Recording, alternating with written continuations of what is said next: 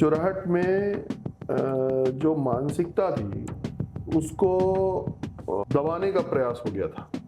लोग निकलने में डरते थे। विधानसभा के फ्लोर पर 10-10 हजार रुपए की शर्त लगा था। उसके बाद भी कुंवर साहब चुनाव हारे और बब्बा चुनाव जीते थे। इस तरह का परसेप्शन बनाया गया था, जानबूझकर ऐसा निर्माण किया गया था कि लोग अभाव में रहें और अभाव में रहेंगे तो इनके प्रभाव में रहेंगे। को धीरे धीरे करके ब्रेक करना शुरू हुआ। तो विधानसभा में मैंने ये पाया कि कमलनाथ जी की उपस्थिति बहुत कम थी। रेवेन्यू इनकम कमलनाथ जी के समय पर 18,000 करोड़ रुपए थी, अब हमारे उसमें 83,000 करोड़ रुपए। ये प्रबंधन का मामला है। कमलनाथ जी की सरकार ये बताए कि 15 महीने में उनने एक भी आदमी को रोजगार दिया, एक भी आदमी को पैसा देने का काम किया। युवाओं के लिए उन्होंने किया क्या है? आईफा अवार्ड की फंक्शन में जाने के अलावा उनने किया क्या है? विधायक कांग्रेस के परेशान होते हैं। जब वो कमलनाथ जी के पास जाए तो कमलनाथ जी कहें चलो चलो चलो चलो। अच्छा, इंट्रोड्यूस मतलब जो टोन थी वो चलो चलो, खिड़की खुली बोले चलो चलो चलो। ये तो हम लोग के विधानसभा में खूब चलो चलो चलो हुआ है। अच्छा, हर बार चलो चलो चलो के बारे में। हमारे घर की बहन जो है वो उसको उसकी अपनी जरूरतों के लिए नहीं चाहिए, पूरा घर संभालना, पूरा परिवार संभालना। गुंडे राज का खात्मा, आतंक का खात्मा और विकास करता हुआ चुरहट, ये इस संकल्पना के साथ मैंने काम किया। तो पार्टी ने आपको टिकट दे दिया जी चुरहट से। ये था कि टिकट मिल ही जाएगा या फिर संभावना थी कि किसी और को मिलेगा, या पार्टी ने आपको फोन करके किसी ने आपको बता दिया था कि आपको टिकट मिलने वाला है, या एक साल पहले से ही कंफर्म था कि ये मिलना ही है? देखिए, भारतीय जनता पार्टी में अलग अलग कार्यकर्ता के लिए अलग अलग काम तय है। जरूरत के आधार पर किसी को किसी अलग दायित्व में लगाया जा सकता है। पिछली बार मुझे पार्टी ने विधानसभा का टिकट दिया, उसके पहले भी विधानसभा का टिकट दिया था, तो मैं जनता के आशीर्वाद से चुनाव जीता। उसके बाद इस बार पुनः पार्टी ने सोचा कि इन्हीं को फिर से देना चाहिए। यहाँ और कोई तरीका नहीं है। हम लगातार अपनी जनता की सेवा में लगे रहते हैं। संगठन में हमारे कार्यकर्ता लगातार लोगों के काम में लगे रहते हैं और उसके आधार पर पार्टी तय करती है कि किस कार्यकर्ता को किस दायित्व में देना है। मुझे इस बार लड़ने को कहा गया है। पिछली बार जब टिकट मिला था तो क्या संभावनाएं थी? आपको पहले से बताया गया था या ये था कि और भी प्रतिद्वंदियों को मिलेगा? नहीं, अपन तो क्षेत्र में काम कर रहे थे। अचानक टीवी पर खबर आई कि चुनाव मुझे लड़ना है। कई और साथी भी रहे होंगे, लेकिन पार्टी ने तय किया कि मुझे ये काम करना है, तो मैं पिछली बार चुनाव लड़ा। इसी तरह इस बार भी मैं क्षेत्र में था। माननीय मुख्यमंत्री जी का उसी दिन चुरहट विधानसभा में कार्यक्रम था और उसी दिन आचार संहिता लग रही थी। और उस कार्यक्रम के बाद हम लोग सभी कार्यकर्ता बैठे हुए थे। अचानक खबर आई कि मुझे फिर से कहा गया है कि मैं चुरहट से चुनाव लड़ूं। टिकट तो मिल गया। तैयारी संगठनात्मक स्तर पर 12 महीने और 24 घंटे भारतीय जनता पार्टी बूथ को जीतने के संकल्प के साथ लगी रहती है। सिर्फ जीतना या काम? हमारी तैयारी नीचे बूथ तक रहती है। हम हमेशा चुनाव के लिए तैयार हैं और चुनाव जो हम लड़ने जाते हैं उसमें भारतीय जनता पार्टी द्वारा किए गए विकास कार्य, सरकार का हमारा नेतृत्व और कार्यकर्ताओं की सामूहिक ताकत मिलकर जनता के बीच आशीर्वाद के लिए जाती है। उसी आधार पर हम चुनाव में भी हैं, इस बार भी हैं। जीत दो तरह की होती है। एक तो ये जीत हो गई कि पार्टी का वोट, ठीक है, पहला जो भाजपा में कहा भी जाता है कि पार्टी का वोट बहुत है जी, और दूसरी जीत होती है पर्सनल जीत जी, ठीक है। तो आप क्या मानते हैं, चुरहट में जो आपकी पुरानी जीत रही, पहले की जीत रही है 2018 की, वो पार्टी की जीत थी या आपकी जीत थी या दोनों मिली जुली जीत थी? यहाँ लोकतांत्रिक व्यवस्था है, उस व्यवस्था में जो संसदीय प्रणाली है उसमें हम पार्टी के आधार पर ही चुनाव लड़ते हैं। तो निश्चित रूप से जीत का श्रेय पार्टी को ही जाता है और पार्टी का ही जीत उसको माना जाना चाहिए। व्यक्ति हमारी संसदीय व्यवस्था में भी और लोकतांत्रिक व्यवस्था में भी, दोनों में व्यक्ति का महत्व नहीं है। हम पार्टीशन सिस्टम पे ही चुनाव लड़ते हैं। लेकिन पर्सनल छवि तो भी होती है ना? वो जनता को तय करना होता है। कई बार पार्टी का और कैंडिडेट का मिलाकर भी प्रभाव रहता है, लेकिन मूलतः सबको ही भारतीय जनता पार्टी के लिए काम करते हैं। जैसे हमारे देश के प्रधानमंत्री नरेंद्र मोदी जी हैं, पूरे देश की शान उन्होंने बढ़ाने का काम किया है, लोगों के गरीब कल्याण के काम किए हैं, लेकिन मूलतः भारतीय जनता पार्टी के कार्यकर्ता के नाते वो प्रधानमंत्री तक पहुंचे हैं और भारतीय जनता पार्टी की जो विचारधारा है उसको लागू करने का काम कर रहे हैं। तो जो कैंपेन चलेगा वो मोदी शिवराज सरतेंदु तिवारी चलेगा या सरतेंदु तिवारी शिवराज मोदी चलेगा? देखिए, देश के प्रधानमंत्री नरेंद्र मोदी दुनिया के सबसे लोकप्रिय नेता है। हाँ। दूसरा, हमारे मध्य प्रदेश में शिवराज सिंह जी की लोकप्रियता किसी से छुपी नहीं है। आपने जितने सर्वे देखे होंगे, जितने नेताओं को आप लेके आए होंगे, शिवराज जी नंबर 1 पर ही हमेशा रहे और पिछले 20 साल से जनता के दिलों पर राज करते रहे मध्य प्रदेश के, खासकर गरीब, किसान और मजदूर जनता है। तो हमारा ये नेतृत्व गौरवशाली नेतृत्व है, तो उसके साथ यदि हम मिलकर चल रहे हैं, मैं तो एक साधारण सा कार्यकर्ता हूँ, मेरी उसमें कहीं कोई गिनती नहीं, लेकिन हमारा नेतृत्व हमें शान से और गौरव के साथ जनता के बीच जाने की क्षमता देता है। मुझे उस नेतृत्व पर गर्व भी है और उसी के साथ हम विचारधारा को लेकर आगे बढ़ेंगे। ठीक है, थोड़ा राजनीति की बातें को ब्रेक करके आपके बचपन पे आता हूँ मैं। जी। पिताजी आपके पद्मपानी तिवारी जी। राजनीति से कोई बहुत कनेक्टेड नहीं थे, बट आपके दादाजी जी अर्जुन सिंह जी को उन्होंने चैलेंज दिया था। जी। ठीक है, तो बचपन कैसा रहा? आपने इंजीनियरिंग की मतलब पढ़ाई जब क्या होता है ना, जैसे ग्रेजुअली हम लोग बड़े होते हैं जी, ठीक है, क्या बोलते हैं, अगर राजनीतिक परिवार है तो दादाजी थे, पिताजी नहीं है, तो पिताजी क्या चाहते थे कि किस तरह से रहता था कि बेटा कहीं जाए या ना जाए? देखिए, मेरे जन्म के बाद जब से मैं शुरुआत में अपनी स्कूलिंग मैंने शुरू की होगी, तो पिताजी मेरे उस समय जज हो चुके थे और हमारे यहाँ जज मतलब हर 2-3 साल में उसका स्थानांतरण होता रहता है। तो विभिन्न जगहों पर पूरे मध्य प्रदेश में स्कूलिंग हुई है। उसके बाद 12वीं के बाद जैसे ही 12वीं में पहुंचे, उस जमाने में पीईटी की परीक्षा हुआ करती थी, बड़ी प्रेस्टिजियस परीक्षा थी उस समय। तो उसमें सिलेक्शन हुआ, सागर संभाग में केवल 2 छात्रों का हमारे सिलेक्शन हुआ था पूरे संभाग से, और मुझे रीवा इंजीनियरिंग कॉलेज मिला। मैंने इलेक्ट्रिकल इंजीनियरिंग से बी किया और बी करने के बाद कुछ समय तक ओरिएंट पेपर मिल में, फिर रिलायंस में कई जगह काम भी किया, नौकरी भी की। इस दौरान कभी राजनीति में जाने का कोई कभी ख्याल नहीं आया। जैसे हर एक युवा सोचता है कि हमने इंजीनियरिंग किया और हम अपना काम करेंगे, इस दिशा में आगे बढ़ेंगे, पर मेरा चूंकि मैं थोड़ा सा जो दिखने वाले काम है, मनुष्य से संबंधित काम है, उसमें मेरा इंटरेस्ट हमेशा रहा है। ह्यूमन रिलेशंस जिसमें हो उसमें इंटरेस्ट रहा है। और मुझे मेरी जो ट्रेड थी इंजीनियरिंग, उसमें बिजली दिखती नहीं जो अदृश्य है, तो उधर बहुत इंटरेस्ट अपना था नहीं। तो हमने उसी दौरान अपने कुछ व्यापार के लिए शुरुआत की और वो इस्टेब्लिश हो गया, तो मैंने नौकरी छोड़ दी। क्या व्यापार था? हमने एक एलपीजी की गैस एजेंसी हमने शुरुआत की थी उसकी, और फिर उसके बाद रीवा में इस्टेब्लिश हुए। रीवा में इस्टेब्लिश होने के बाद सीधी, चूंकि राजनीतिक परिवार था, आना जाना था, घर परिवार में आना जाना था, सामाजिक क्षेत्र में काम करने का मन था। आदिवासियों अच्छा, ब्रेक करूंगा बीच में। आपने लॉ किया जी? क्यों किया? जब हम नौकरी कर रहे थे रिलायंस में, तो पूरे परिवार में सभी ने ला कर रखा था। पिताजी हमारे ला में, श्रीमती जी हमारी डॉक्टर हैं ला में, सिस्टर हमारी शादी हो गई थी या? शादी तो मेरी बहुत पहले हो गई थी। जब मैं बी फाइनल करके जैसे ही निकला, तो वैसे ही हमारी शादी हो गई थी। तो सभी वो थे, सभी लॉ ग्रेजुएट थे। और जब काम के दौरान रिलायंस में थे, तो बहुत सारे मैनेजमेंट के काम जो करने पड़ते थे, तो उसमें मुझे ऐसा महसूस हुआ कि लॉ की जानकारी भी होना अपने को जरूरी है, साथ में मैनेजमेंट का भी कुछ पार्ट जरूरी था। तो मैंने इग्नू से एमबीए भी ज्वाइन किया था साथ में, पर चूंकि वो नौकरी वाला पार्ट छूट गया, तो वो भी आधा छूट गया, पर लॉ तब तक हो गया था।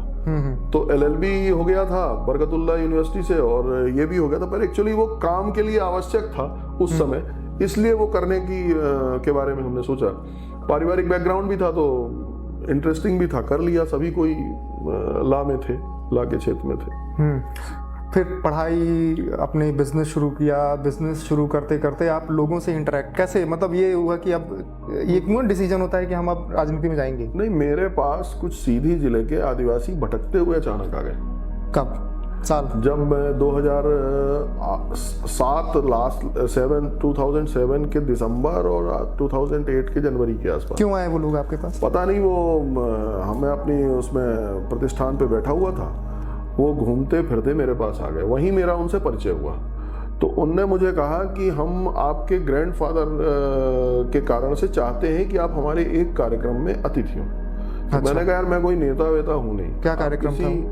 उन्होंने कुछ आदिवासियों के समूह को इकट्ठा किया था, जल जंगल जमीन की लड़ाई वो लड़ रहे थे। सीधी आदिवासी क्षेत्र है? सीधी में कोल आदिवासी मुख्यतः थे उसमें।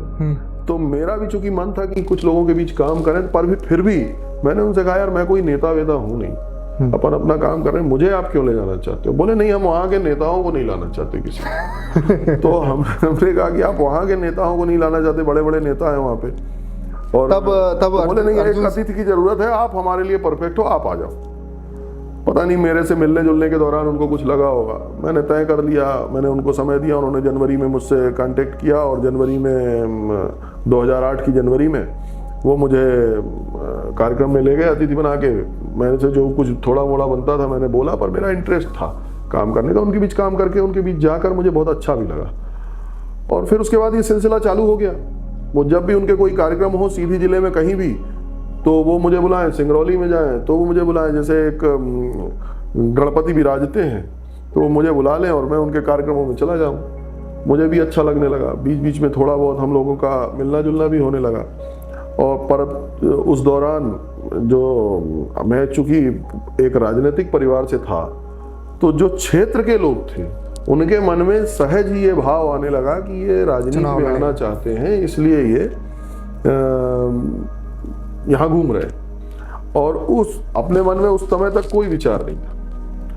कुछ लोग बीच में मित्र भी बन गए, साथी भी बन गए, आते जाते मिलते जुलते। तो जो लोग साथी बने उनने कहा कि भैया राजनीति करनी चाहिए। तो हमने कहा भैया राजनीति को अपन को नहीं करनी, अपन जो कर रहे हैं वो उतना अच्छा है और जितना कर पाएंगे उतना करते रहेंगे।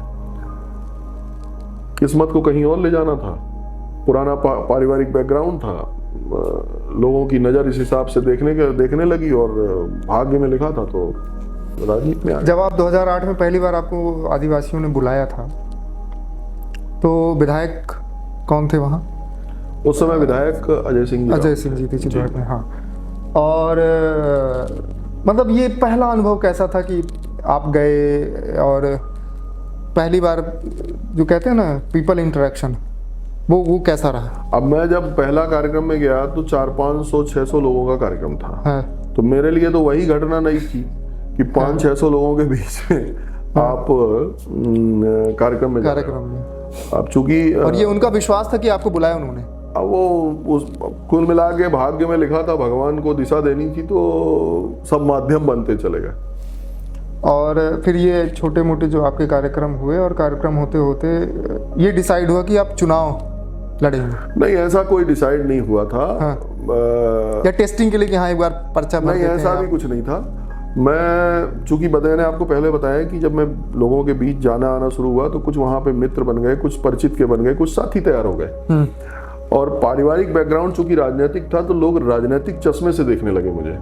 और जब राजनीतिक चश्मे से देखने लगे तो एक आध बड़े कार्यक्रम हुए तो उसमें कुछ लोगों ने प्रतिक्रिया दी। अच्छा। तो मेरे स्वभाव में है कि मैं चैलेंजेस को कभी छोड़ता नहीं। यदि कहीं मुझे चैलेंजेस दिखे तो मैं उसको विन ओवर करने की कोशिश करता हूँ।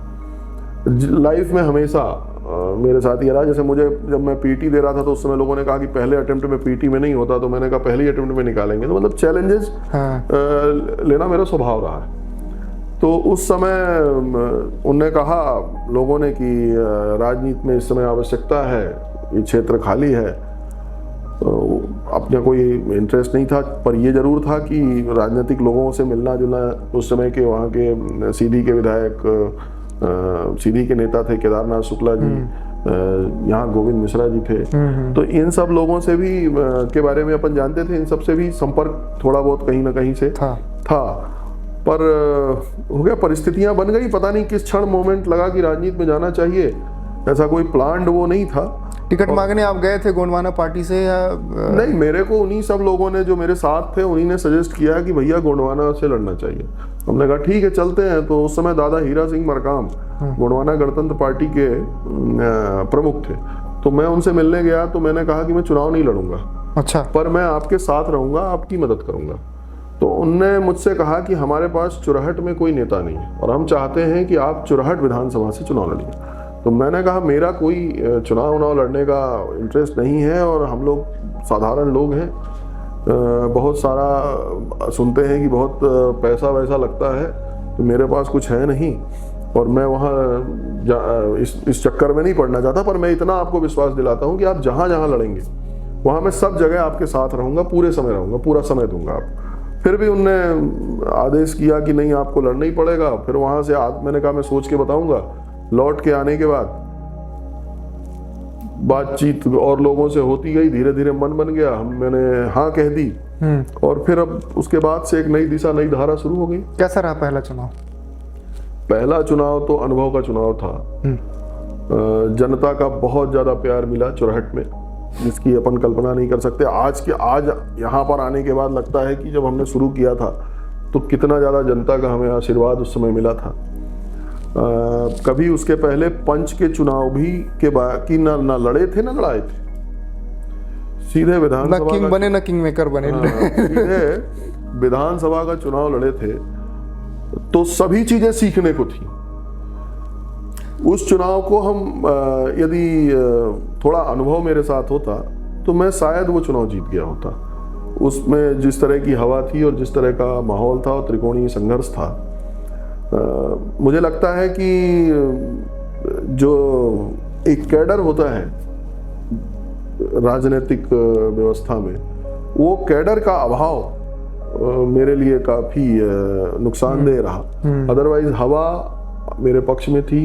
गोंडवाना गणतंत्र पार्टी के उस समय कम से कम चुरहट विधानसभा में पक्ष में थी। आदिवासी समाज ने हाथों हाथ लिया था। मैं आज भी उनका कृतज्ञ हूँ, उनको धन्यवाद देता हूँ और उनका प्यार और स्नेह मेरे साथ आज भी बना हुआ है। अच्छा, जब पहली बार चुनाव लड़े तो परिवार का क्या था? पिताजी ने मेरे कभी किसी भी काम के लिए, अच्छा, जो हम लोगों ने तय किया हो उस पे उन्होंने कभी रोकने का काम नहीं किया। हमेशा जो भी तुम करना चाहते हो उसको प्रोत्साहन देने का काम किया। माता जी जरूर थोड़ा सा शंकित थी कि वहाँ जाएगा, लड़का एक है, क्या स्थिति रहेगी, कैसे है, बड़ा खतरनाक इलाका है, आतंकी लोग हैं वहाँ पर। ऐसा माता जी का थोड़ा सा जो एक अपने पुत्र के प्रति हर माँ का रहता है, थोड़ा चिंता का भाव था। बाकी और पिताजी को तो कभी ना उन्होंने इस विषय पर टोका और कभी ये कहा भी नहीं कि ये करना है या नहीं करना है, ऐसा कुछ नहीं कहा। पहला पंचवर्षीय बीता, विधायक बने, उसके बाद जब दूसरा हुआ तो आपको बीजेपी ज्वाइन किया आपने, वो क्या प्रोसेस रही, किस तरह से? भारतीय जनता एक्चुअली जब मैं गोंडवाना से चुनाव लड़ा और मुझे लगभग 22,000 मत मिले, तो पूरे प्रदेश में एकदम से भारतीय जनता पार्टी के नेताओं की नजर पड़ी, खासकर शिवराज सिंह जी की। उनको ये भी लगा होगा कि सीधी में एक बड़ा मजबूत ब्लॉक तैयार हो रहा है और पॉलिटिकल थिंकिंग का एक लड़का, यंग लड़का इसमें जा रहा है। तो मुझे संदेश आया कि आप भाजपा में आ जाइए। मुझे भोपाल में एक मेरे माध्यम से मेरा मिलना भी हुआ। मिलने में उन्होंने कहा कि आप भाजपा में आइए, हमको लीडर्स की ज़रूरत है। तो मैंने कहा मैं लीडर तो नहीं हूँ। तो बोले धीरे धीरे करके हम लोग बनाएंगे, ट्रेंड करेंगे आपको, आप आओ, इसमें अच्छा रहेगा। तो मैंने कहा मैं आपके दल के खिलाफ लड़ा हूँ। तो बहुत सारे हर गांव में, हर पोलिंग पर, हर जगह लोगों का आपस में खिंचाव हुआ है, तो मेरे साथ एडजस्टमेंट करने में हो सकता है लोगों को दिक्कत हो। बोले नहीं, सब अपन मिल के अच्छा करेंगे। मैंने फिर उनको वही जवाब दिया कि सोच के बताऊंगा। फिर मैं यहाँ आया। यहाँ पर आने के बाद मैंने अपने सभी साथियों के साथ बैठक की, पूरे कार्यकर्ता बैठक जो सब चुनाव में थे। उसमें मेरे मूलतः जो अनुसूचित जनजाति के, कोल समाज के, गोंड समाज के, बैगा समाज के जो हमारे कार्यकर्ता थे, उनके सबके साथ बैठना हुआ। मैंने उनसे सबसे बात की, उनसे पूछा कि मेरे पास ये कहा गया है मुझको, आप लोग क्या कहते हैं। तो उन सब ने एक स्वर से कहा कि भैया हमको उसमें जाना चाहिए, क्योंकि हमें जो काम करना चाहते हैं, लोगों की भलाई का जो काम करना चाहते हैं, उसके लिए सरकार बड़ी पार्टी की जरूरत होनी है, आवश्यक। सत्ता की जरूरत है, और सरकार और सत्ता भारतीय जनता पार्टी के माध्यम से मिलेगी, और उसमें आदिवासियों के और अनुसूचित जाति और जनजाति के लोगों का भला करने में का रास्ता खुलेगा। हमने उसके बाद फिर विचार किया, मैंने कहा अभी सोच लो, फिर 2 बार बैठे हम लोग, 3 बार बैठे, और जब सर्वसम्मति से सबने कह दिया कि अब यही करना है, तो जब सब साथियों का कहना था, मेरा तो कोई राजनीति में जाने का इरादा नहीं था, उन्हीं वही लोग मुझे लेके आए थे, उन्हीं ने कहा, और उनके कहने के बाद फिर बात मैंने माननीय शिवराज जी को हाँ कह दी, उनके निर्देश पर भारतीय जनता पार्टी ज्वाइन कर ली, और उन्होंने भी पूरा सम्मान दिया। 1.5 साल के अंदर ही मुझे भारतीय जनता पार्टी के संगठन में प्रदेश मंत्री का दायित्व दे दिया। 1.5 साल में मतलब ऐसा क्या हुआ क्योंकि मैं तो बहुत सारे नेताओं को देखता हूँ, जीवन गुजार देते हैं लेकिन एक इतना बड़ा पद नहीं मिलता। अब वो ये मैं क्या जानूं, मुझे ये समझ में नहीं आता, लेकिन ये तो उनको समझ में आया कि ये संगठन का निर्माण कर सकता है, संगठन का काम कर सकता है, लोगों को जोड़ सकता है, जो इसके साथ जुड़े हुए हैं नए कार्यकर्ता तैयार कर सकता है, ऐसा पार्टी ने सोचा होगा, क्योंकि पार्टी ने कुछ सोच के ही मुझे ये काम दिया। क्योंकि गोंडवाना गणतंत्र पार्टी में भी मैं प्रदेश का महामंत्री था जब मैं उससे चुनाव लड़ा था, तो संगठनात्मक अनुभव, व्यापक अनुभव थोड़े थोड़े तो थे, और भारतीय जनता पार्टी ने उसमें गढ़ने का काम किया मुझे, और अच्छे से तैयार करने का काम किया। फिर आपने दूसरा चुनाव लड़ा? जी, दूसरे चुनाव में पार्टी ने कहा तुम जाके लड़ो, तो तब तक तो हम थोड़ा लड़ने के लिए इंटरेस्टेड भी हो गए थे, तैयार भी हो गए थे कि अब दूसरा चुनाव लड़े। तो स्वाभाविक रूप से जो पहले से वहां पर लड़ने वाले एस्टेब्लिश लोग थे, उन सबको से थोड़ा एडजस्टमेंट की दिक्कत होने लगी। हमारी टीम भी अलग थी, और परिणाम स्वरूप वो चुनाव जैसा होना चाहिए था वैसा नहीं हुआ, पर वोट बढ़े, और सबसे महत्वपूर्ण बात उसमें ये थी कि जो मेरे साथ जो लोग गोंडवाना में 2008 में थे, वो सभी मेरे साथ रहे आए, वो सभी मेरे साथ उस चुनाव में भी थे। थोड़ा सा पीछे जाते हैं, आपके दादाजी ने अर्जुन सिंह जी को चुनौती दी थी, वो क्या था आपको पता है, या आप क्या उम्र रही होगी तब, कैसे? नहीं, मैं तो उस समय पैदा भी नहीं हुआ था जबकि ये घटना है। हाँ। पर सुने होंगे स्वतंत्रता संग्राम के बाद हाँ। जो नया विंध्य प्रदेश बना, हाँ। उस विंध्य प्रदेश में समाजवादी नेता पंडित शमुना शुक्ला मुख्यमंत्री थे, स्वर्गीय चंद्र प्रताप तिवारी विपक्षी दल के नेता थे, और जब पंडित शंभुनाथ जी मुख्यमंत्री थे, सीधी विधानसभा से वो विधायक थे। 52 में, 57 में और 62 में वो सीधी विधानसभा से विधायक रहे। पहले जब तक विंध्य प्रदेश था तो विंध्य प्रदेश में लीडर अपोजिशन रहे, और फिर जब मध्य प्रदेश बना तो मध्य प्रदेश में भी विपक्षी दल के नेता के नाते वो काम करते रहे। लगभग 10 वर्ष मध्य प्रदेश की विधानसभा में वो विपक्षी दल के नेता रहे। अर्जुन सिंह जी, स्वर्गीय अर्जुन सिंह जी बगल में मझौली सीट से चुनाव लड़ते थे, जो वर्तमान चुरहट का कुछ भाग उसमें आता है, और उन्होंने, अर्जुन सिंह जी ने कांग्रेस ज्वाइन की हुई थी। कांग्रेस में वो मंत्री थे, शिक्षा मंत्री थे। कुछ घोटाले, टाटपट्टी घोटाला और कुछ घोटाले पे बात हुई, विपक्ष के नेता के नाते आरोप लगाए। ये विधानसभा में हुआ था? विधानसभा, मध्य प्रदेश की विधानसभा में रिकॉर्डेड है। आरोप लगे। डीपी मिश्रा जी उस समय मुख्यमंत्री थे, उन्होंने उनको बचाने का प्रयास किया। कोई भी मुख्यमंत्री अपने मंत्रिमंडल के सहयोगी को बचाने का प्रयास करेगा। वहीं पे बात हुई कि न्याय नहीं हो रहा है, अब जनता की अदालत में तय होगा कि क्या सही है क्या गलत है।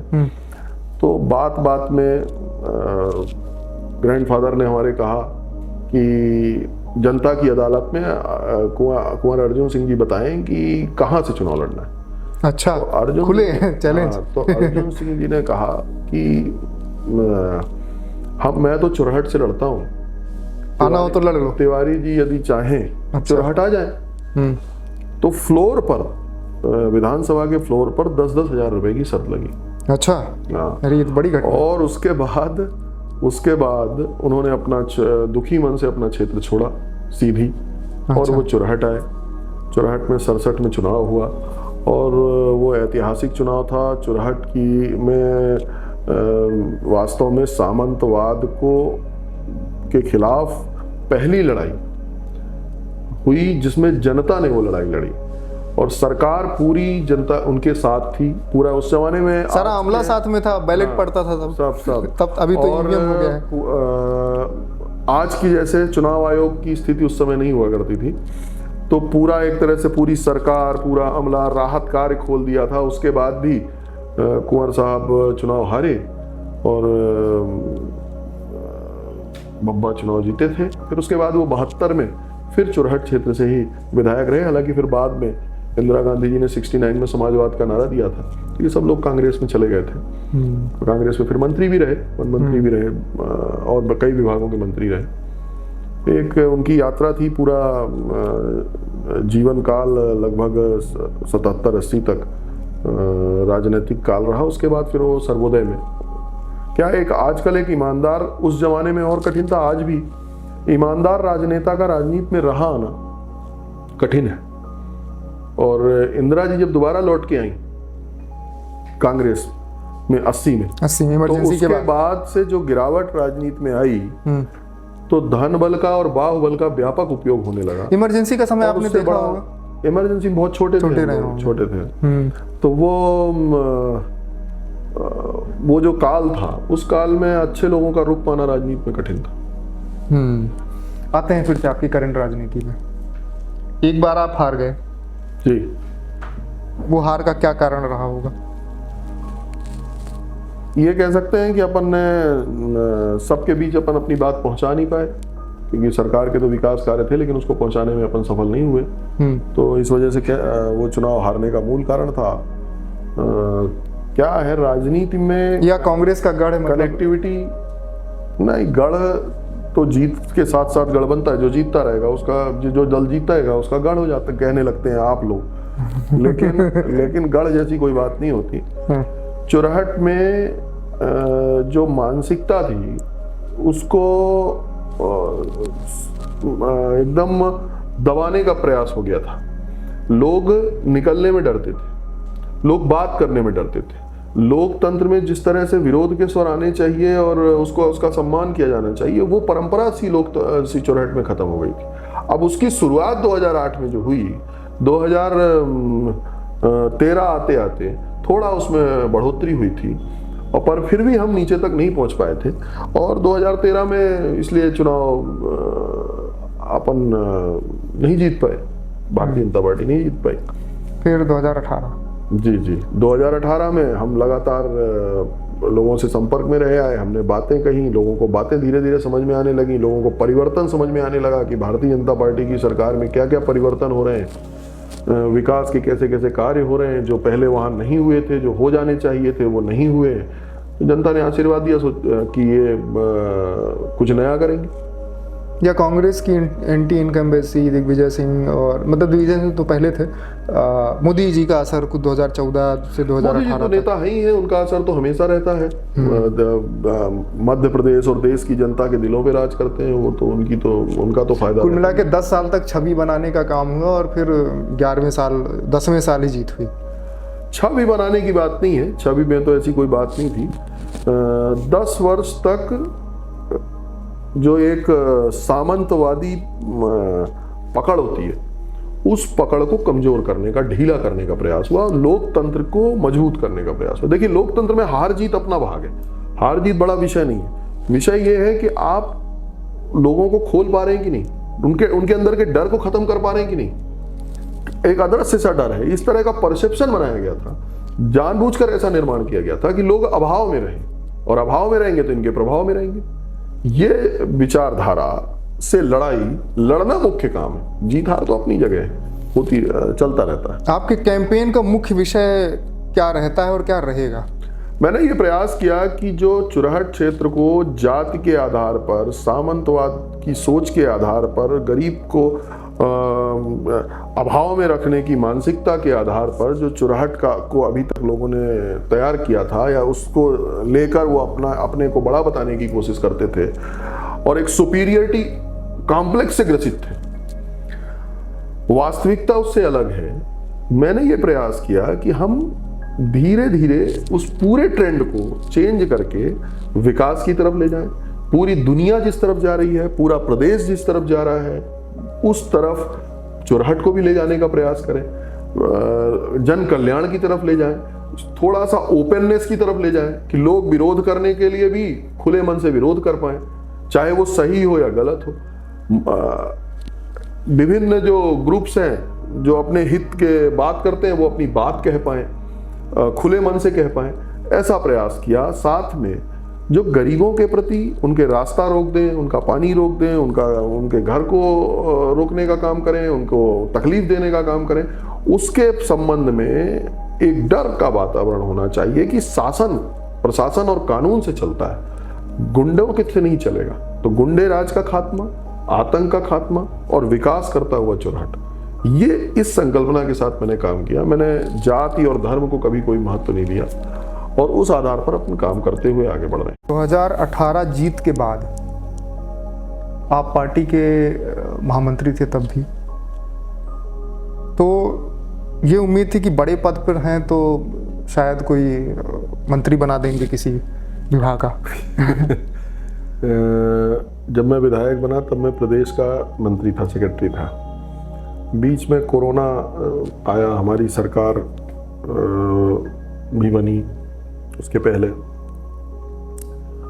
मुझे तो अचानक एक दिन, जब मुझे खुद को कोरोना था, मैं घर में था और वो क्या बोलते थे उसको, क्वारंटाइन, तो मैं घर में क्वारंटाइन था। तो माननीय प्रदेश अध्यक्ष जी का मुझे फ़ोन आया कि तुमको नई जिम्मेदारी दे रहे हैं और बड़ी जिम्मेदारी दे रहे हैं, काम करना है। तो मैंने कहा ठीक है भाई साहब, धन्यवाद। मुझे ये भी नहीं मालूम कि कौन सी जिम्मेदारी दे रहे हैं। 2 घंटे बाद मेरा नाम टीवी में आने लगा कि शरदेंदु तिवारी महामंत्री बनाए गए। पार्टी को लगा होगा कि संगठन के काम कराने में इनका उपयोग करना चाहिए, तो मुझे वो दायित्व भी दे दिया। मैं विधायक पहले से ही था जी। 2018 में कांग्रेस ने सरकार बनाई, आप बीजेपी से यहाँ जीते थे, क्या सामंजस्य था विधानसभा में? देखिए, हम तो ये मान के गए थे, नए नए विधायक थे, कि विधानसभा के अंदर पहुंचेंगे तो मुख्यमंत्री जो हैं, कोई भी दल का होगा तो हमें तो काम करना है। और वहाँ इस भाव से ही हम गए थे। ये सही है कि वोट भारतीय जनता पार्टी को ज़्यादा मिले थे, 5-6 सीटें कांग्रेस को ज़्यादा मिल गई थी। वो भी बहुमत नहीं मिला था, उनको भी बहुमत नहीं मिला था। 50,000 वोट भारतीय जनता पार्टी को पूरे मध्य प्रदेश में ज़्यादा मिला था और 4-5 सीटें उनकी, हम 109 थे, वो 114 थे। माननीय शिवराज जी ने कहा जोड़ तोड़ के सरकार नहीं बनाएंगे, तो कमलनाथ जी ने निर्दलीय और बहुजन और अन्य दलों को लेकर सरकार बनाई। अपने मन में जिज्ञासा थी कि नई सरकार बनी है, नया काम करेंगे, नए क्षेत्र में गए। पर जब वहाँ पहुंचे तो विधानसभा में मैंने ये पाया कि कमलनाथ जी की उपस्थिति बहुत कम थी, आते नहीं थे, बहुत कम रहती थी। क्या कारण रहता था? अब हम लोग नए नए विधायक थे, वो जाने, उनका दल जाने, लेकिन हम लोग नए नए विधायक थे तो मुख्यमंत्री को भी सुनना चाहते थे, तो उनकी उपस्थिति कम हो। धीरे धीरे कार्यप्रणाली समझ में आने लगी कि जो योजनाएं जितनी चल रही थी जन कल्याण की, उनको धीरे धीरे करके ब्रेक करना शुरू हुआ। संबल की योजना लगभग बंद कर दी गई, क्योंकि उसमें उसके खाते में कोई पैसे ही नहीं डाले गए, तो योजना बंद हो गई। किसान सम्मान निधि देनी थी तो किसान सम्मान निधि की सूची नहीं भेजी पूरी सही समय पर। मुझे एक कागज हाथ लगा विधानसभा में, मैंने उस पर हंगामा भी किया था, बोला भी था कि प्रधानमंत्री आवास 8,34,000 दिल्ली से आए कि मध्य प्रदेश को 8,34,000 मिलने चाहिए। राज्य का हिस्सा इन्होंने कम देकर 2,34,000 आवास वापस कर दिए। उतने लोगों को नीचे हमने अपात्र किया, करना पड़ा। मेधावी छात्र योजना माननीय शिवराज जी ने चलाई थी, जिसमें 12वीं के बाद फर्स्ट ईयर में 75% से ज़्यादा अंक पाने वाले छात्रों की फीस सरकार जमा करती थी। गरीब घर के बच्चे भी उसमें एडमिशन ले लिए थे। सेकेंड ईयर की उनकी फीस जमा करने का वक्त आया, कमलनाथ जी पीछे हट गए। इनने जो खुद वादे किए थे कि हम 10 दिन के अंदर किसानों को कर्जा माफ कर देंगे, वो इन्होंने किए ही नहीं। बेरोजगारों के लिए इन्होंने कहा था कि हम 4,000 रुपए महंगाई भत्ता देंगे, वो बेरोजगारी भत्ता देंगे, वो इन्होंने दिया नहीं। ऐसे ही आंगनवाड़ी कार्यकर्ता हों, रोजगार सहायक हों, संविदा कर्मी हों, उनको सबको कुछ ना कुछ इंसेंटिव देने की बात कही थी, वो दी नहीं गई। बल्कि इसके विपरीत अतिथि विद्वानों को निकाल दिया। अतिथि विद्वान वहां धरने पर बैठे थे। कोई भी ऐसा काम मुझे नहीं लगा जिसमें कि सरकार को चल रही है और कुछ विकास होने की संभावना है, ऐसा प्रतीत हो। जब भी बात हो, कोई विधानसभा में ही ज़्यादा बात होती थी, क्योंकि बाकी तो उनसे मिलना कभी हुआ नहीं मेरा अलग से। विकास कार्यों को लेके मैंने अपने क्षेत्र के कई बार उनको चिट्ठी भी लिखी, तो उसका भी कभी जवाब नहीं आया। तो काम ना करके पता नहीं क्या करना चाहते थे, मुझे अभी समझ में नहीं आया कि 15 महीने की सरकार में जब रोना, विधानसभा के अंदर भी यही रोना कि हमारे पास आप खजाना खाली करके गए हो, आप खजाना खाली करके गए हो। जबकि बजट पर जब मैं भाषण दे रहा था विपक्ष में, तो मैंने उनको हिसाब लगा के बताया कि हम 38 करोड़ रुपए ज़्यादा खजाने में छोड़ के गए। उसके बाद भी वो उनका एक ही रोना रहता था। कुल मिलाकर कांग्रेस ने जो वादे 2018 के चुनाव आने के लिए, में चुनाव जीतने के लिए वचन पत्र के नाम पर किए थे, वो एक भी वादा उन्होंने पूरा नहीं किया, एक भी वादा। और साथ में जो अच्छे काम हो रहे थे उनको रोकने में तुल पड़े। तो ऐसा एक बड़ा कड़वा अनुभव विधानसभा में जन सेवा को लेकर मेरा रहा 15 महीने, जब तक कांग्रेस की सरकार नहीं। जब आप वापस आते थे विधानसभा से क्षेत्र में, तो क्षेत्र के लोग क्या कहते थे, हमारा ये करा दीजिए, और फिर होता नहीं था, तो आपको लगता था कि यार क्या गड़बड़ हो गया, अब क्या करें, असहाय जिसको कहते हैं ना कि नहीं, मैं ऐसा कभी नहीं रहा। मैं तो संघर्ष से निकला हुआ व्यक्ति हूँ। मैंने तो लगातार संघर्ष किया है। तो अपने पास तो रास्ते थे, जो लोकतांत्रिक रास्ते हो सकते थे, धरने के, प्रदर्शन के, या अधिकारियों से बात करने के, जायज कामों के लिए मैंने बात की, जो यहाँ पर लोकल लेवल में काम हुआ करते थे। और उनको ये मालूम था कि ये गंभीरता के साथ तार्किक बात करने वाले हैं। और कुछ जगह चतुराई भी की, जैसे हमारे यहाँ DMF फंड होता है। शुरू में कांग्रेस के मित्रों को समझ में ही नहीं आया, और हमने अपने पहले सब प्रस्ताव बना लिए, और पहली बैठक में उन्हीं के प्रभारी मंत्री थे, वो थे सबसे अधिक क्रम चुरहट क्षेत्र के सैंक्शन हो गए। बाद में उन लोगों ने इसको बड़ा विषय बनाया, मुझे पता चला कि सब चुरहट में कैसे हो गए। पर अब ये कई बार अपन एक्टिव रहें, अपन समझदारी का काम करें। भोपाल में भी बजट, इन लोग पहला बजट जब आया तो इनके पास प्रस्ताव ही नहीं थे, तो जो प्रस्ताव थे वो पास हो गए, तो उतने बजट के लिए। तो कुछ ये कह लें कि कुछ चतुराई कह लें उसको, कि जनता की सेवा के लिए अपन ने बहुत चतुराई के साथ अपने कामों को आगे बढ़ा दिया था। पर उसमें इनकी भूमिका नहीं थी। इन्होंने कभी भी विकास कार्यों में मदद करने की कोशिश नहीं की। यहाँ तक कि मैं नल जल योजना, हमारे यहाँ जल जीवन मिशन की आ रही है, बाण सागर के पानी को हम घर घर तक नल के माध्यम से पहुँचाएंगे। उसकी पूरी योजना बनाकर जब मैं भोपाल गया और अधिकारियों से मिला, मैंने कहा कि आप मेरी इस योजना को दिल्ली के लिए फॉरवर्ड कर दीजिए। आप दिल्ली फॉरवर्ड कर देंगे तो हम वहाँ पे माननीय मोदी जी से रिक्वेस्ट करके, हमारी सांसद भी हैं, हम उनके साथ जाके बात करके और वो पैसा ला लेंगे। तो मुझे अधिकारी ने कहा कि आपका नहीं हो पाएगा। तो मैंने कहा भाई क्यों नहीं हो पाएगा, तो केंद्र सरकार की योजना है, उस समय केंद्र पूरा पैसा देता था। अब तो जो नई योजना हम जल जीवन की मिशन की यहाँ लाए हैं, उसमें आधा पैसा राज्य सरकार का, आधा पैसा केंद्र सरकार का। और उस समय पूरा पैसा केंद्र सरकार दे रही थी, केवल राज्य को कागज आगे बढ़ाना था। कमलनाथ जी की सरकार ने वो बढ़ाने से मना कर दिया, ये कहकर कि वहां से सरकार बोल रही है कि हम 50% पैसा पहले देंगे और 50% पैसा बाद में देंगे। मुझे अधिकारियों ने बताया। तो मैंने कहा गजब बात है। तो बोले बाद में मतलब जब टोटी से पानी नलों में आने लगे तो उसका आप जब GPS करके भेजो तो बाकी का पैसा रिलीज होगा। तो मैंने कहा इसमें बुराई क्या है भाई, मोदी जी जब से प्रधानमंत्री बने तो हमें प्रधानमंत्री आवास इसलिए दिख रहे हैं कि उसकी प्रॉपर मॉनिटरिंग है, लीकेज नहीं है, लीकेज पैसे का नहीं है। तो ये इसमें क्या दिक्कत है, पर कमलनाथ जी की सरकार को उसमें दिक्कत थी, वो नहीं हुआ था। अभी मैं धन्यवाद दूंगा माननीय मुख्यमंत्री शिवराज सिंह जी को कि उनकी सरकार आई, आधा पैसा भी राज्य सरकार दे रही है और अब वो हमारे यहाँ योजना चालू हो गई, टेंडर हो गया, काम चल रहा है। लगभग मेरे ख्याल से पाइपलाइन बिछने का 50% काम हमारे यहाँ हो गया और हम 1 साल के अंदर जून जुलाई तक में अपने विधानसभा के हर घर तक नल के माध्यम से पानी को पहुंचाने के में सफल हो जाएंगे। जब 15 महीने के बाद जब ये सरकार का जोड़ तोड़ चल रहा था, कौन पार्टी मेरे ज्योतिरादित्य सिंधिया जी, तो एक बड़ी भ्रांति हो या जो वो सच्चाई हो मुझे नहीं है, मैं आप बताएंगे, मैं आपसे पूछूंगा। कहते हैं कि बड़ी खरीद फरोख्त हुई विधायकों की।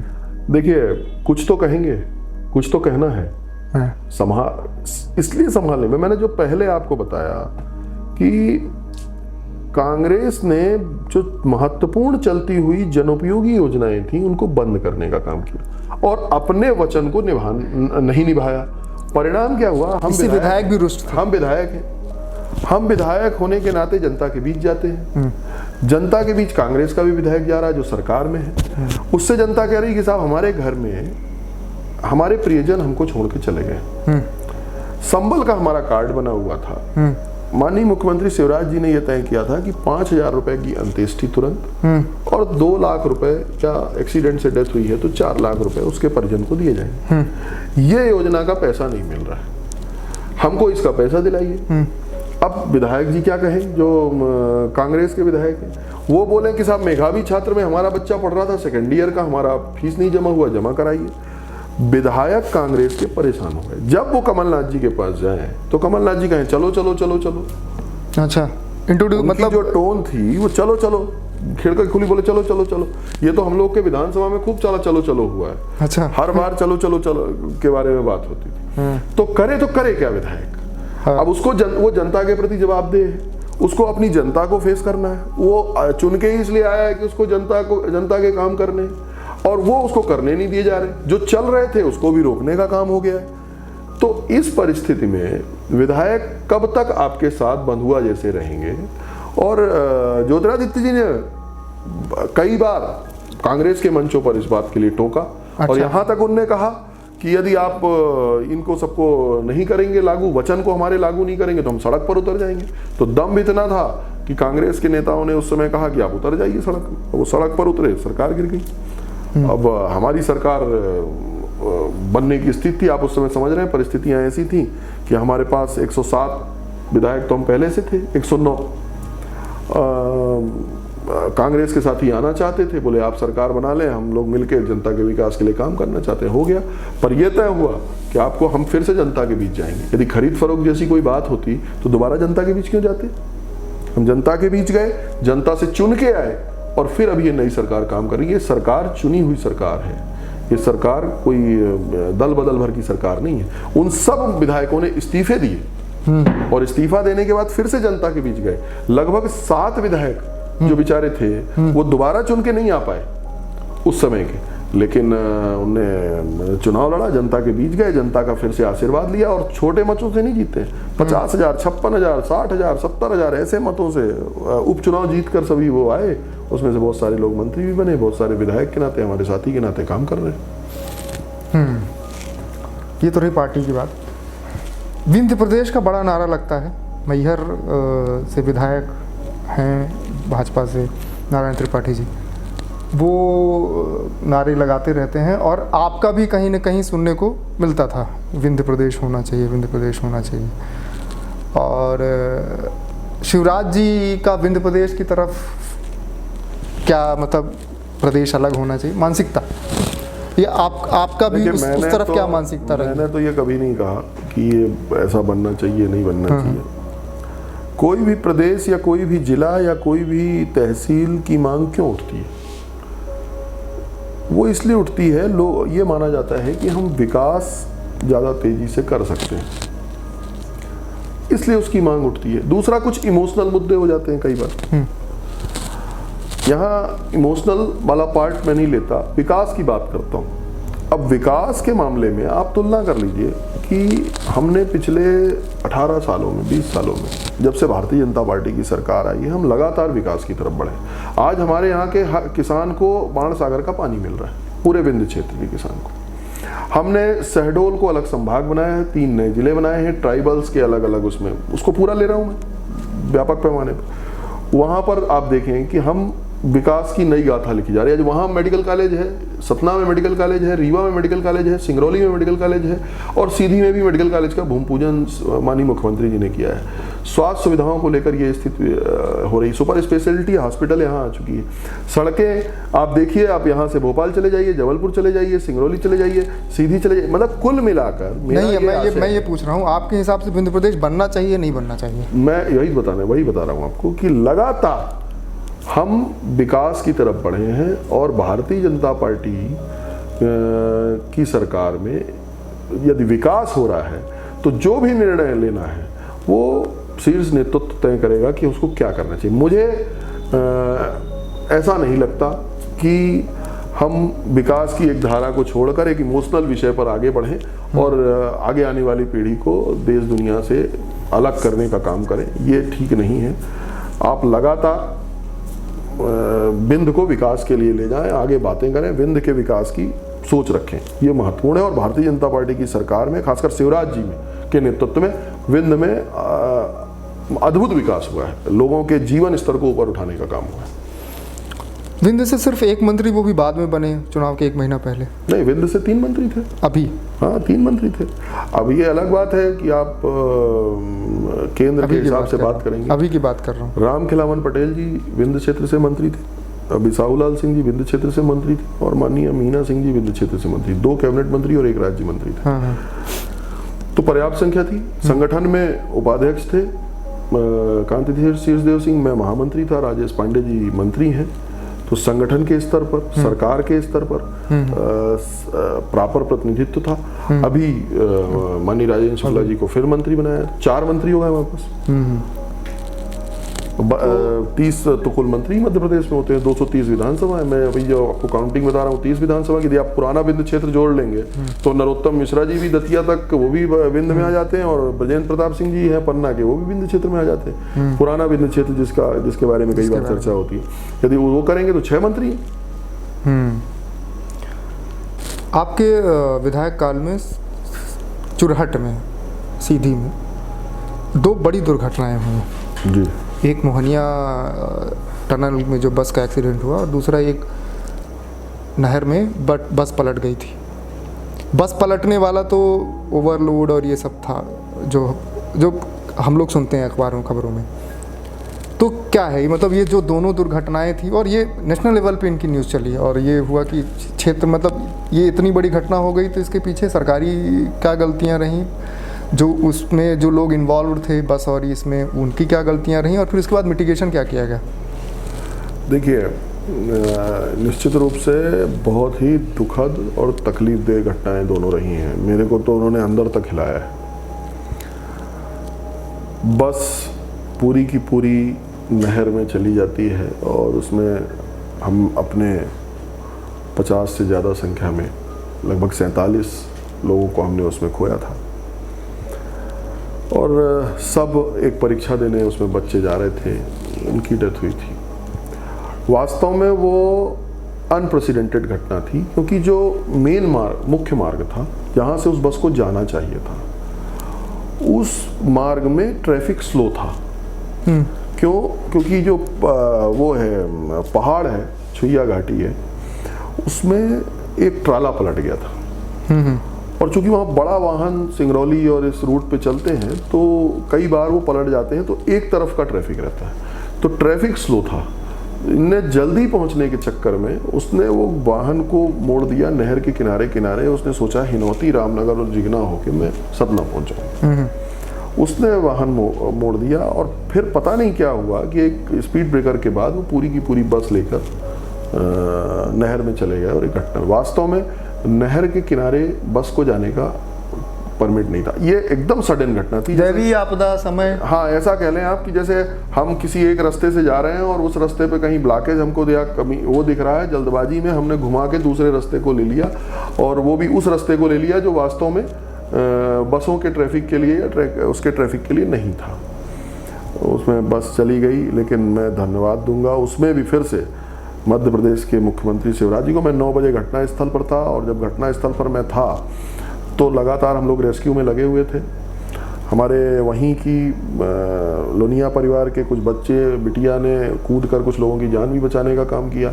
हमारे सुरेंद्र शर्मा जी जो उसमें पैराग्लाइडिंग वगैरह और इसमें राहत कार्यों में उनका अनुभव था, तो उन्होंने भी कूद कर लोगों की जान बचाने का काम किया। इनको सबको बाद में मुख्यमंत्री जी ने पुरस्कृत भी किया।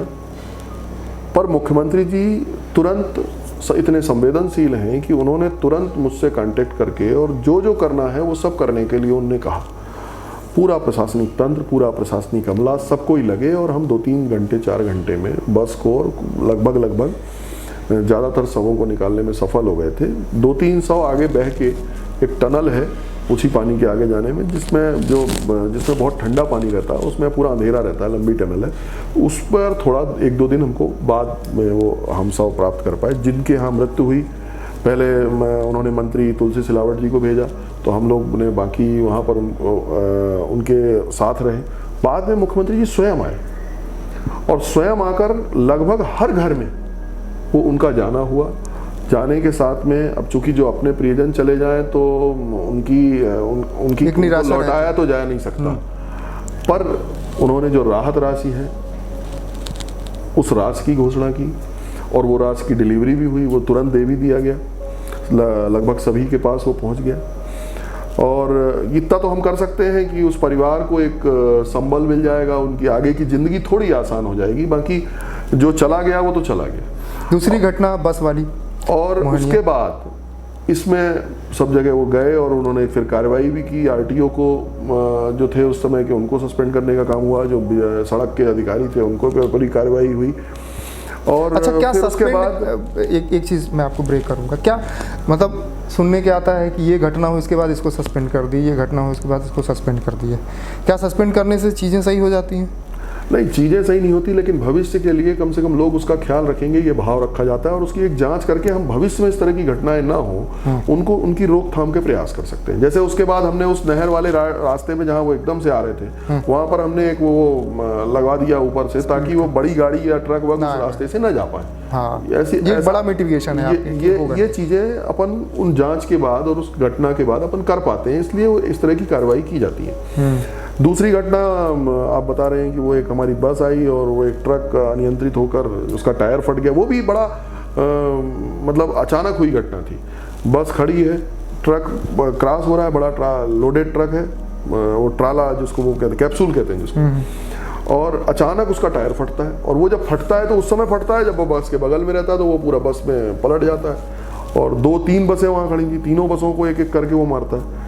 तो उसमें भी हमारे बहुत सारे लोग वो हुए थे, 8-9 करीब हमारे उसमें कैजुअलिटीज़ हुई थी, कुछ लोग घायल हुए थे। बहुत सारे पुलिसकर्मी और रेवेन्यू विभाग के अधिकारी और अन्य लोग, कई सारे लोग उसमें, हमारे कोल समाज के चोबरा दिग्विजय सिंह गांव के लोग उसमें जख्मी हुए थे, कुछ सीधी के लोग जख्मी हुए थे। उनको माननीय मुख्यमंत्री जी तुरंत ही, लगभग उस दिन सतना ही थे, तो 12 बजे रात घटनास्थल पर पहुंच गए थे, मैं भी था। फिर उसके बाद हम लोग हॉस्पिटल आए और फिर 4 पेशेंट जो ज़्यादा गंभीर थे उनको तुरंत हम लोगों ने अगले दिन दिल्ली वेदांता अस्पताल शिफ्ट किया। जिनकी मृत्यु हुई उनको यथोचित जो अधिकतम संभावित मदद की जा सकती थी आर्थिक, वो करने का प्रयास किया, जो लाखों में है। जो घायल हुए उनको 2-2 लाख रुपए दिया। प्रधानमंत्री जी ने भी उसमें राहत राशि की घोषणा की थी। तो इस तरह से जो हम कर सकते हैं वो, अब एक्सीडेंट्स तो इसीलिए वो एक्सीडेंट कहलाते हैं, दुर्घटना उसका इसीलिए नाम है कि वो अचानक होती है और ऐसी कंडीशंस आ जाती हैं कि वो अपने नियंत्रण में नहीं होती हैं। तो ये दोनों घटनाएं इस तरह की थी। इन दोनों घटनाओं में भारतीय जनता पार्टी की सरकार ने, हमारे सभी कार्यकर्ताओं ने, और बल्कि वो तो जो मोहनिया घाटी के पास घटना हुई उसमें तो पूरे भारतीय जनता पार्टी के कार्यकर्ताओं ने लगकर लोगों को निकाल कर एम्बुलेंस में लाद कर भेजने का काम, तब तक प्रशासन को भी आने में 15-20 मिनट लगे। और उस दौरान सीधे भारतीय जनता पार्टी के कार्यकर्ताओं ने उनको भेजने का, अपनी गाड़ियों में लाद के पहुंचाने का, रीवा पहुंचाने का ये काम किया था। कांग्रेस और विपक्षी लोग कहते हैं कि मध्य प्रदेश में भाजपा फ्री में बांट रही है, लाडली बहना हो, किसान सम्मान निधि हो, बाकी जो भी डायरेक्ट पैसे आ रहे हैं बिना मेहनत के। ये उनको लगता है क्योंकि वो किसी को कुछ देना नहीं चाहते। आप ये बताइए कि हमारे घर की बहन जो है वो उसको उसकी अपनी ज़रूरतों के लिए नहीं चाहिए, पूरा घर संभालना, पूरा परिवार संभालना, पूरी व्यवस्था को संभालने का दायित्व तो उसके ऊपर है। कहते हैं कर्ज बहुत और हो गया। उसको अपना नहीं कर्ज आता हूँ उस पर भी। तो इन्होंने उसको क्या नहीं चाहिए? क्या किसान जो पानी नहीं गिर रहा है, खेत सूख रहा है, खाद की ज़रूरत है, इन उसमें लगा रहता है, भगवान पर निर्भर रहता था, हमने पानी भी दिया है, हमने खाद भी समय पर उपलब्ध कराने का काम किया है, हमने बीज भी उपलब्ध कराने का काम किया, और उसकी मेहनत के कारण इमरजेंसी में उसको कोई ज़रूरत पड़े तो उसको हम सम्मान निधि भी देना चाहते हैं, क्योंकि हिंदुस्तान के निर्माण में किसान की भूमिका को कोई नहीं हटा सकता। आज हम कृषि प्रधान देश हैं बस नहीं, हमारी इकोनॉमी ही उस पर बेस्ड है, और वो हमको पूरे देश को चला रहा है, पूरे देश को भोजन दे रहा है, उसको हम सम्मान निधि दे रहे हैं तो क्या बुराई कर रहे हैं? इसमें कौन से बांटने की बात है? जहाँ तक आप बोल रहे हैं कर्ज की बात, मैं बताना चाहूँगा ये वो इसलिए बोल रहे हैं कि वो कुछ करना नहीं जानते, उनसे करते नहीं बनता। जब मध्य प्रदेश में दिग्विजय सिंह जी की सरकार थी तो कुल मध्य प्रदेश का बजट 16,000 करोड़ रुपए का था। आज मध्य प्रदेश का बजट 3 लाख करोड़ से ज्यादा का है। रेवेन्यू एक्सपेंडिचर, जब इसके पहले कमलनाथ जी थे, ज्यादा दूर नहीं जा रहा हूं मैं, कमलनाथ जी जब थे तो रेवेन्यू एक्सपेंडिचर कमलनाथ जी के समय में, रेवेन्यू इनकम एक्सपेंडिचर पे नहीं जा रहा, इनकम, रेवेन्यू इनकम कमलनाथ जी के समय पर 18,000 करोड़ रुपए थी। अब हमारे उसमें 83,000 करोड़ रुपए। ये प्रबंधन का मामला है। ये पैसे को बर्बाद करने का नहीं होने दिया गया पैसा। और कोई नया टैक्स सरकार ने नहीं लगाया, शिवराज जी की सरकार ने कोई भी नया टैक्स नहीं लगाया, लेकिन रेवेन्यू इनकम कैसे बढ़ गई? क्योंकि हमने जो लूप होल्स थे उनको रोकने का काम किया। किसी भी राज्य को अपने राज्य की उन्नति के लिए, कैपिटल इन्वेस्टमेंट के लिए, अपने कुल जीडीपी का 30% तक उधार लेने का अधिकार है। अभी हम वो लिमिट क्रॉस नहीं किए हैं, हम उस लिमिट के अंदर है और काफी अंदर है। तो जब बोले तो आंकड़ों पे बात करें, बोले तो हकीकत पे बात करें। केवल बोलना है इसलिए बोलेंगे। 3 साल के अंदर मैं रेवेन्यू इनकम में आपको डिफरेंस बता रहा हूं। आज हम 48,000 करोड़ रुपए का कैपिटल इन्वेस्टमेंट कर रहे हैं इस पिछले उसमें। ये इनके पास जाओ तो ये रोते फिरते थे सड़क के लिए भी। हम जो सड़कें बना रहे हैं वो, और ये केवल पैसा बस नहीं दे रहे हैं कि लाडली बहनों को पैसा दे रहे हैं, उनका हक है, उनको पैसा भी देंगे, उनको आवास भी देंगे, उनको अन्य रोजगार के अवसर भी उपलब्ध कराएंगे। किसान का भी हक है, वो भी उसको देंगे। बहनों के साथ साथ जीजा भी कह रहे हैं कि हमें भी दो।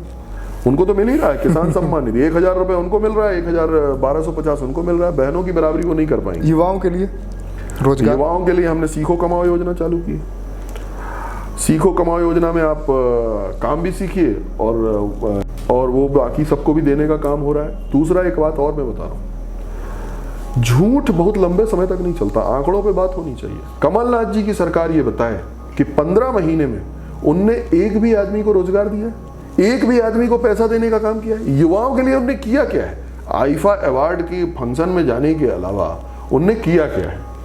एक भी बता दें, एक बता दें वो कि एक आदमी को हमने रोजगार दिया है। उनने किया, रोजगार से निकालने का काम किया। अतिथि विद्वानों को जो रोजगार में थे उनको निकाल दिया।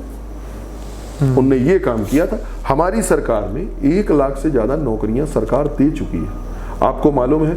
इसीलिए इस बार ये लोग बोलेंगे इस तरह से, इसीलिए माननीय मुख्यमंत्री जी ने पुलिस की भर्ती वालों को भी वहां पर बुलाकर वो दिए हैं, नियुक्ति पत्र दिए हैं। शिक्षक जो गए हैं उनको भी बुलाकर वहां नियुक्ति पत्र दिए हैं। अतिथि और जो अन्य पदों पर भी भर्तियां हुई हैं उनको भी वहां पर बुलाकर देने का काम हुआ है। साथ में जो ये कैपिटल इन्वेस्टमेंट हो रहा है, 48,000 करोड़ का जो कैपिटल इन्वेस्टमेंट हुआ है, बेरोजगारी या रोजगार को नापने की कोई पैमाना दुनिया में नहीं है। पर यह माना जाता है इंटरनेशनल स्टैंडर्ड में कि यदि 1 करोड़ रुपए कहीं इन्वेस्टमेंट हो रहा है कैपिटल, तो उसमें लगभग 70 लोगों को रोजगार मिल रहा है, प्रत्यक्ष या अप्रत्यक्ष रूप से। उस हिसाब से यदि आप आंकड़ा लगाएंगे तो मध्य प्रदेश में 48,000 करोड़ के 1 साल के इन्वेस्टमेंट में हम कितने लोगों को रोजगार दे पा रहे होंगे? आप हिसाब लगाइए। तो ये बोलना अलग है आपको 15 महीने का समय था, आपने फिर से बंटाधार मध्य प्रदेश की तरफ ले जाने के लिए कदम बढ़ाया था। हम विकसित और स्वर्णिम मध्य प्रदेश बढ़ाने की तरफ बढ़ रहे हैं। हमारे पास है, इसलिए हम बहनों को दे भी रहे हैं और उनके हक का दे रहे हैं। एक दूसरा आखिरी सवाल, इसके बाद एक सवाल और पूछूंगा मैं। जो नेशनल लेवल पे एक बात बड़ी आती है कि बीजेपी सनातन धर्म के आड़ में वोट मांगती है। मध्य प्रदेश में क्या है, और क्या आप भी मतलब सनातन धर्म और धर्म की जो राजनीति जो लोग कह रहे हैं, देखिए एक हवा है। हम भारतीय संस्कृति पर विश्वास करने वाले लोग हैं। हम सर्वे भवन्तु सुखिनः सर्वे सन्तु निरामयाः की भावना से काम करने वाले लोग हैं। हम पूरा विश्व का कल्याण हो इस भावना पे काम करते हैं। वसुधैव कुटुंबकम हमारा मूल है और भारतीय जनता पार्टी की विचारधारा है। हम चूंकि इस विचारधारा पर काम करने वाले लोग हैं तो हम किसी को भिन्न नहीं मानते। हम किसी को धर्म के आधार पर भेद नहीं करते, हम जाति के आधार पर भेद नहीं करते, और जब हम भेद नहीं करते तो हम तुष्टीकरण नहीं करते। जो कांग्रेस के लोग करते थे धर्म के आधार पर भी, और अन्य बाकी दलों के लोग जाति के आधार पर करते थे। आज यदि हम प्रधानमंत्री आवास दे रहे हैं उसमें कोई धार्मिक जातिगत भेदभाव नहीं है। हम यदि लाडली बहनों के खाते में पैसा डाल रहे हैं उसमें कोई जातिगत भेदभाव या धार्मिक भेदभाव नहीं है। हम यदि युवाओं को रोजगार दे रहे हैं, नियुक्तियां दे रहे हैं, तो उसमें भी हम कोई भेदभाव नहीं कर रहे हैं। तो हमारा काम, और ये कहाँ से आ रहा है, ये भाव हमारे अंदर कहाँ से आ रहा है, ये सोच हमारे अंदर कहाँ से आ रही है, सनातन से आ रही है। क्योंकि ये वसुधैव कुटुंबकम किसने कहा, हमारे उस भाव ने कहा। विश्व का कल्याण हो, ये भाव कहाँ से आता है, इसमें क्या बुराई है यदि हम इस तरफ जा रहे हैं। और यदि हम मुझे लगता है कि भारत की आत्मा का मूल सनातन है, और वो सनातन जिसमें ये भाव छुपे हुए हैं। पूरा विश्व एक है, पूरे विश्व का कल्याण हो, सब में आनंद हो, सब में प्रसन्नता का भाव हो, सब खुश रहें। हमारे पंडित दीनदयाल उपाध्याय जी ने जो एकात्म मानववाद दिया है उसमें सबके प्रसन्नता की बात कही है। अंत्योदय की जो विचारधारा है सबके विकास की बात कर रहे हैं। मैं उसको पूरा विस्तार से नहीं जा रहा, बहुत लंबा विषय है वो। पर मूलतः हम बने ही, हमारी आत्मा ही हिंदुस्तान की और भारत की आत्मा ही सनातन है। आपने एक केस किया था एक्सपेंडिचर के ऊपर अजय सिंह राहुल जी पे, क्या था वो मामला? आप सब जानते हैं कि चुनावों में अतिशय खर्च होता है और चुरहट क्षेत्र में धनबल का भारी इस्तेमाल होता है। अंतिम समय में लोगों को प्रभावित करने के लिए धन का और बाहुबल का उपयोग किया जाता है। उसी संबंध में 2013 के चुनाव में मेरे पास कुछ विषय आए थे। मैंने उन आधार पर चुनाव याचिका माननीय उच्च न्यायालय में लगाई थी। लड़ाई तो हर फ्रंट पे लड़ते हैं, जो हमको गलत लगेगा उस पर लड़ेंगे। तो फिर उसमें कोर्ट ने कहा कि ये छोड़ दीजिए, ऐसा कुछ? देखिए, कोर्ट में तो सबूतों की जरूरत पड़, हाँ ऐसी बात आई थी। मुझे उन्होंने कहा कि अब तो विधायक हो गए। मैंने कहा मैं विधायक होना या नहीं होना ये मेरा विषय नहीं था। मैं ये चाहता हूँ कि अर्थ का उपयोग चुनाव में कम हो, क्योंकि यदि अर्थ का उपयोग ज्यादा रहेगा या छुप के लोग करने में सफल होंगे तो हम लोकतांत्रिक व्यवस्था में अच्छे, ईमानदार, भले लोगों को राजनीति में कैसे लाएंगे। तो इसलिए मैंने वो लड़ाई लड़ी थी कि हम उसमें सफल होंगे तो देश के लिए एक नया वो बनेगा, देश में एक उसमें अर्थ को लेकर जो नए लोगों को, योग्य लोगों को, ईमानदार लोगों को लाने की दिशा में हम आगे बढ़ पाएंगे और अच्छा होगा उससे। वो कोई एक चुनाव की बात है कि चुनाव तो मैं हार चुका था और आप सब जानते हैं कि हमारी न्याय व्यवस्था में थोड़ा सा डिले तो होता है, तो मैं 5 साल के अंदर तो उसका निर्णय आने वाला नहीं था। तो ये डर नहीं था कि कभी आप खर्च करेंगे चुनाव में तो उधर से भी केस होगा? नहीं, हमारे पास होगा तब तो खर्च करेंगे। हम किसी की चाय नहीं पीते। हाँ। तो हमारे पास वो होगा ही नहीं। ये जो खर्च है, हाँ। ये जो लोग करते हैं वो लोग बहुत सारा काला धन इकट्ठा करके रखते हैं तब करते हैं। और जो ये इस तरह का काम कर रहे हैं, आप ये समझ लीजिए कि कहीं ना कहीं उनके दाल में काला है। और अपने को तो ऐसी कोई बात सोचना ही नहीं था, तो अपने को क्या टेंशन उसका। हम तो चाहते हैं कि कुछ ना हो। हम तो ये भी चाहते हैं कि आप अगले ही दिन आज फार्म भराइए और अगले दिन चुनाव करा दीजिए, ताकि इसका मौका ही ना मिले किसी को ये करने का। क्या तैयारी है, और चुरहट में क्या कहेंगे लोगों को? मैं चुरहट की सभी जनता से यह विनम्र अनुरोध भी करूंगा कि मुझे जो समय मिला उसमें कोरोना भी था और कमलनाथ जी भी थे। दोनों का समय रहा और हमने लोगों की ज़िंदगी बचाने के लिए कोरोना काल में सरकार के साथ मिलकर व्यापक प्रयास किया और हम उसमें काफ़ी हद तक सफल भी हुए। चुरहट क्षेत्र में हमारे ज़्यादा हमको संकट नहीं झेलना पड़ा। हालांकि जन सेवा करते हुए हमें हमारे महामंत्री सम्मानीय केमला प्रजापति जी को हमने खोया, जो जिले के महामंत्री थे, पूर्व जिला पंचायत के उपाध्यक्ष रहे। जनसेवा के बाद उनको कोरोना हुआ, हम उनको नहीं बचा पाए। पर एक वो भीषण काल था, उसको भी हमने लड़ा, हम उससे भी निकले। बाहर जो लोग थे उनको लाने के भी काम हुआ था। और फिर उसके बाद जो 2 साल का समय मिला उसमें मैंने रामपुर में सिविल अस्पताल लाने का भूमि पूजन हो चुका है, वो लाने का काम हुआ। चुरहट की सड़क बनी, लहिया में सीतापुर पहुंच मार्ग बनाने का काम हुआ, बरिगमा भाट रोड बनाने का काम हुआ है, बजरंगगढ़ को और रतवार को जोड़ने का काम हुआ, किराई की रोड बनाने का काम हुआ, पानी की नल जल 1300 करोड़ की जल जीवन मिशन की योजना लाने का काम हुआ है। हम शिक्षा के क्षेत्र में भी सीएम राय जिसका स्कूल हमारे यहाँ चालू है। हमारे यहाँ हमने पीजी कोर्सेज चालू कर लिए हैं। आपके ITI हम लाने में सफल हुए हैं। खड्डी में हमने कॉलेज लाए हैं। शिक्षा हो, स्वास्थ्य हो, सड़क हो, पानी हो, इन सब क्षेत्रों में मैंने 2 साल में, वास्तव में मुझे 2 साल मिला। उसके पहले तो सब हम लोग लॉकडाउन में इसमें उसमें थे, पर फिर भी यदि आप 5 साल भी लगाएं तो इन सालों में मैंने तेज गति से चुरहट को देश के और प्रदेश के साथ लाने के लिए काम करने का प्रयास किया है।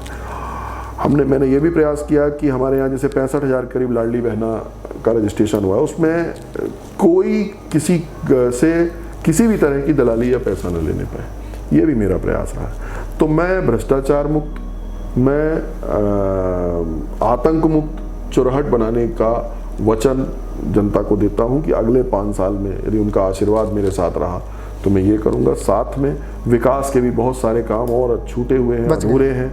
जैसे हमारे यहाँ नर्सिंग कॉलेज की ज़रूरत है, पैरामेडिकल कोर्सेज की ज़रूरत है, अन्य बहुत सारे काम हैं, उनको करने की दिशा में हम आगे बढ़ेंगे। चुरहट नगर में हमको एक अच्छा कॉम्प्लेक्स की आवश्यकता है ताकि लोगों को दबाव से मुक्त किया जा सके, वो बनाने का काम करेंगे। रामपुर में भी, चुरहट में, और भी बहुत सारे काम जो अभी अधूरे हैं, जो पाइपलाइन में हैं, जो अपन ने सोचे हुए हैं, उनको व्यापक पैमाने पर करेंगे। जन आशीर्वाद, मुझे लगता है कि मैंने जन सेवा में कोई कसर नहीं छोड़ी है। रात को सोने के अलावा पूरे समय चुरहट क्षेत्र की जनता का क्या मैं कर सकता हूँ, मुझे मौका जनता ने दिया है, उस दिशा में मैं हमेशा आगे बढ़ता रहा हूँ। और मुझे क्षेत्र के लोगों का, क्षेत्र की जनता का असीम प्यार और स्नेह भी मिला है। मैं मानता हूँ कि अपने भाई के नाते, अपने बेटे के नाते, अपने सहयोगी के नाते, अपने मित्र के नाते उनका स्नेह और प्यार मेरे साथ ऐसे ही बना रहेगा। और इस बार के चुनाव में भी उनका आशीर्वाद मुझे मिलेगा। जब 17 नवंबर को वोट पड़ेगा तो उससे कमल ही निकलेगा। एक आखिरी बड़ा मज़ेदार चीज़ मुझे भी याद आ गई। लोग कहते हैं कि बड़ा जुमला प्रधानमंत्री जी ने नोटबंदी के समय दिया था 15 लाख रुपए, कभी नहीं आए। मैं गिनाऊंगा तो उससे ज़्यादा आ गया।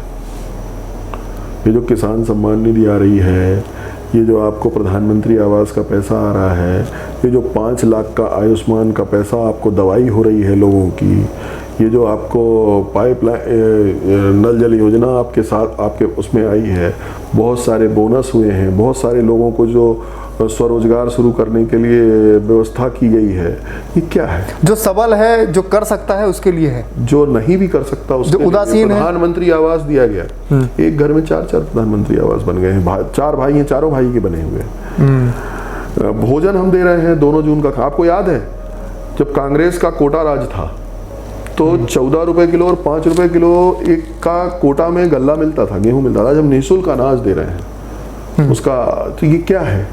15 नहीं, मैं तो हिसाब लगाऊंगा तो अब प्रति व्यक्ति को 15 लाख से ज्यादा का लाभ दे रहे हैं। ज्यादा पैसा दे चुकी है सरकार।